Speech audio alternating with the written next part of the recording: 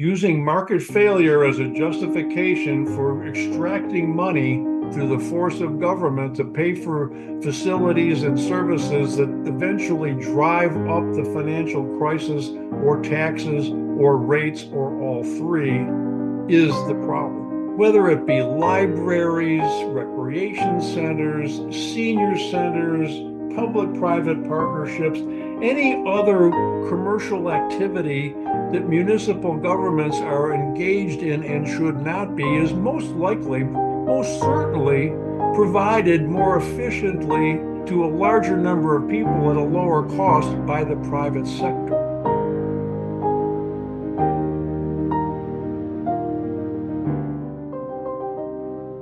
Hello, everyone, and welcome to the Moneyball Method Podcast. This is Mark Shupe, the author of the Moneyball Method, a middle-class manifesto for objective investing.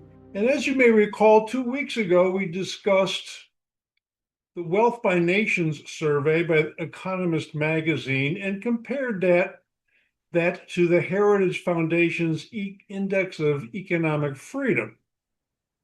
Last week, we took it a step further. We compared the regulatory environment for new television sets with the regulatory environment for residential housing and the regulatory environment for immigration in America. Today, I'm going to talk about the regulatory environment regarding city and county government in America today.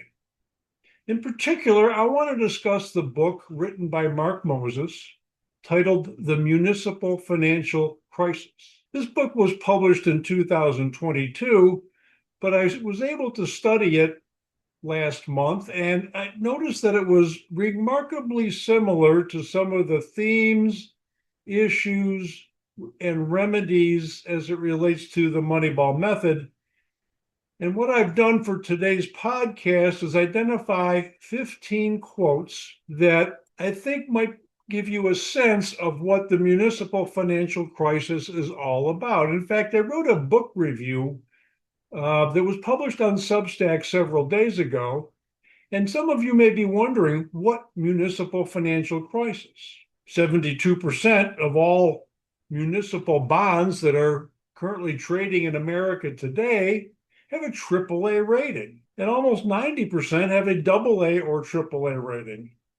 That might indicate there's really not much of a crisis, but that hides the truth behind municipal budgeting and the constant effort to try to increase taxes and increase fees in order to increase the scope of municipal government without a rational budgeting process, without a rational definition for what municipal government is, who the constituents are, where the revenue sources come from, and how they all work together.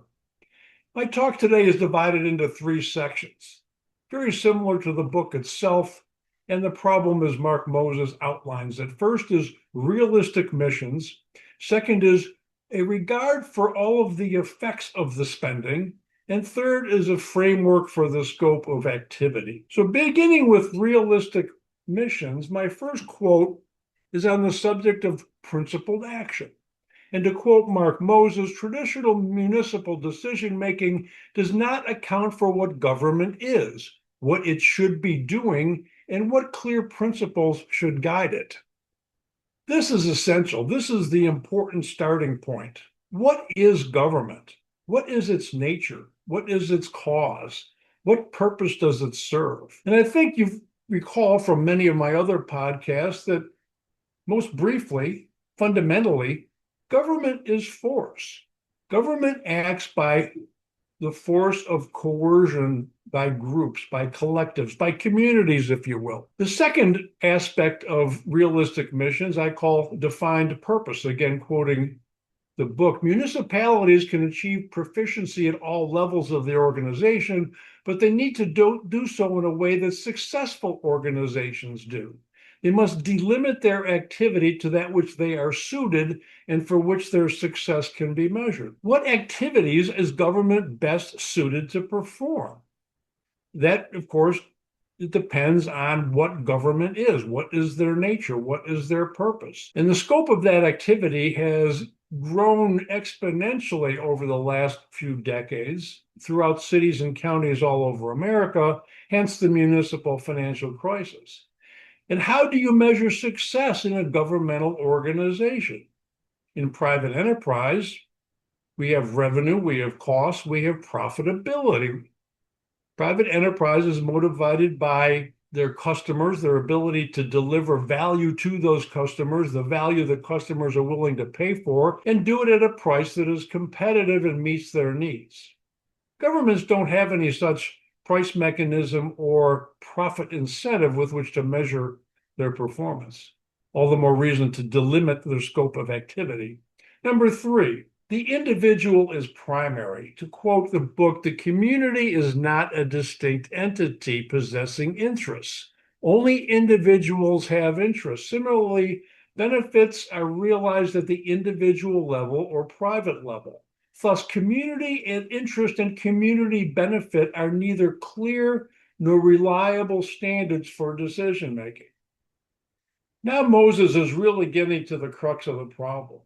Community interest and community benefit is the rationalization for nearly everything, but there's no such thing. Which brings us to good intentions. In the absence of a market in which pricing can be freely established, municipal officials wrestle with how rates and fees are needed to support their operating costs are perceived publicly. In other words, they need to sell the operating costs, the fees, and the taxes necessary to fund those operating costs based on what the public is willing to bear. Not based on profitability, not based on value, but based on what sounds good. This is where community benefit and community interest come in. We are serving the community. This is in the community's best interests. We have good intentions. This leads to municipal financial crises. 5th, special interest groups. Certainly, they all claim to represent the community or some portion of the community. To quote the book, individuals and groups that are interested in obtaining immediate satisfaction from current city spending are untroubled by a short-term budgeting focus. So what I've done here is lay a little bit of the groundwork, a little bit of a summary of what Mark Moses has laid as the foundation and groundwork for the municipal financial crisis in the first 4 chapters of his book. In fact, I would call the first 4 chapters of his book the intervention, to get you to see, understand, appreciate the contradictions, the municipal financial crisis. And that happens to be the same title of the first 4 chapters of my book. Regarding the second section of my podcast today, titled Regard for All Effects of Spending, I'm going to start with what Mark Moses calls the invisible source of city revenue. And I quote, "A dollar conscripted or required a payment for permission to take action is a dollar diverted from the payer's personal or business priorities. It is a dollar that the payer could have served and invested in the productive economy." That is essential. That is important. That is hidden. That is unseen. The personal and economic impact of the loss of this dollar is unseen, but no less real. This is such an important concept. It's hard to describe in such a small, short podcast, but money that is diverted for spending by municipal government is money that could have been spent on values and priorities that are important to you and to the taxpayers and ratepayers of the community. Or it could have been saved in savings accounts, in retirement accounts. It could have been invested for future consumption needs. It is up to the individual to decide what is in their short-term and long-term best interests, not people who claim to represent the community. It really goes down to the seen and the unseen, as described 200 years ago in an essay by the same title by French classical economic commentator and journalist Frederick Bastiat. Number 2, under regard for all the effects of the spending, I call this uncertainty and awareness. Quoting Moses, "Stories break with announcements of budget deficits portending doom, Within a matter of weeks, the narrative shifts to the just-in-time resolution, a balanced budget. The deficit is forgotten. No one asks for clarification, so the confusion persists. It is impossible to distinguish such uneventful sequences from those that foreshadow an actual financial collapse.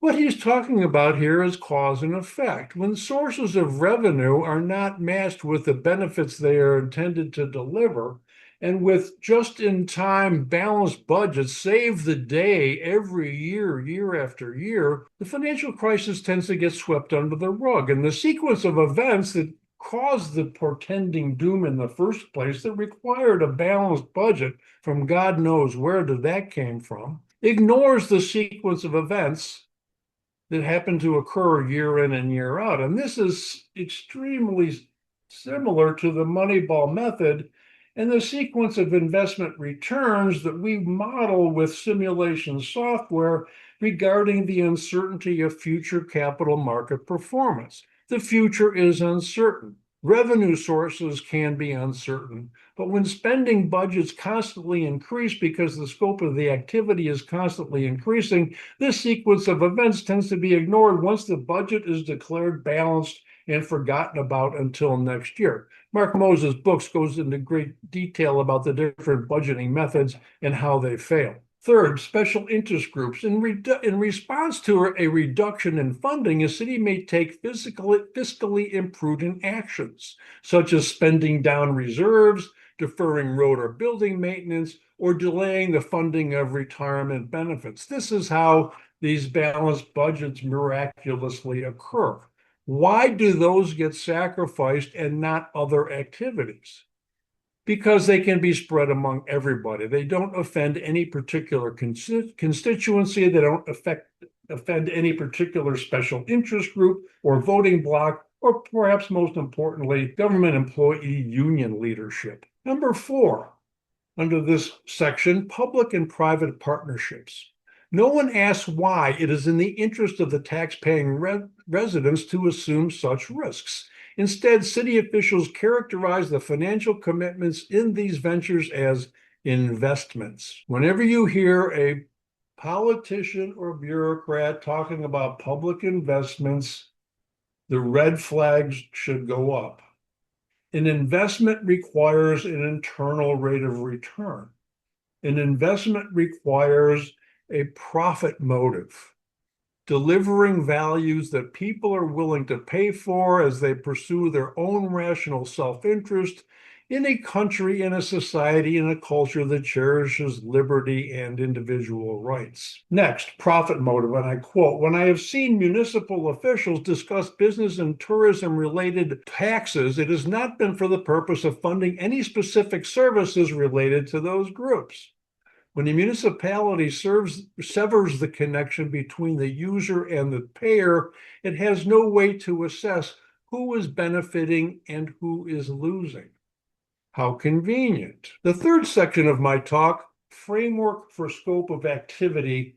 Mark Moses' books does a better job detailing this, and I highly recommend that you take a look at it if you are interested. But what are the things that we need to think about regarding the scope of activity? In other words, what is the nature of government? What activities is it designed to serve most efficiently, and what should it not be doing? What could the free market, private enterprise, and individuals and businesses do better, do more efficiently, and serve more people, and help improve the wealth and prosperity of the community? A, individual rights. From the book, the remarkable things we see and enjoy when we move about cities pursuing our own values have only been built and preserved because we can move about our cities and pursue our values. In other words, we need the freedom, we need the rights-protecting government to be able to engage in the activities that create the wealth to fund the government in the first place? B, a respect for money. Quoting the book, because activities generate costs, control over costs requires control over activities. Municipalities do not manage the scope of their activity as if the relationship is critical to their financial stability. So what scope of activities are critical to their financial stability and what contribute to the financial instability, to the municipal financial crisis? That is the last chapter of the book. Another piece of this framework is the price mechanism.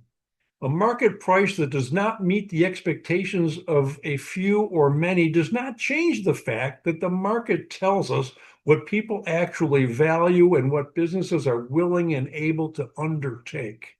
This is key. Whether it be libraries, recreation centers, senior centers, public-private partnerships, any other commercial activity that municipal governments are engaged in and should not be is most certainly provided more efficiently to a larger number of people at a lower cost by the private sector. Markets do not fail, yet it is market failure that the politicians and bureaucrats frequently cite as the reason for the recreation centers, the libraries, the senior centers, and the other things that they justify to be community service, community benefit, and interest of the community. Which brings us to government monopolies.